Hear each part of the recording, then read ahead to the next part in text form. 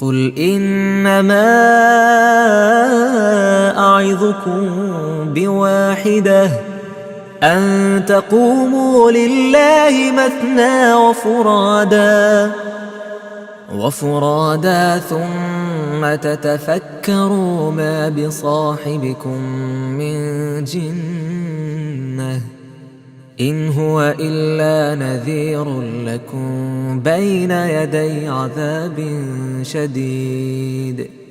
നീ പറയുക, ഞാൻ നിങ്ങളോട് ഒരു കാര്യം മാത്രമേ ഉപദേശിക്കുന്നുള്ളൂ. അല്ലാഹുവിനു വേണ്ടി നിങ്ങൾ ഈ 2 പേരായോ ഒറ്റയായോ നിൽക്കുകയും എന്നിട്ട് നിങ്ങൾ ചിന്തിക്കുകയും ചെയ്യണമെന്ന്. നിങ്ങളുടെ കൂട്ടുകാരനായ മുഹമ്മദ് നബിക്ക് യാതൊരു ഭ്രാന്തുമില്ല. ഭയങ്കരമായ ശിക്ഷയുടെ മുമ്പിൽ നിങ്ങൾക്കു താക്കീത് നൽകുന്ന ആൾ മാത്രമാകുന്നു അദ്ദേഹം.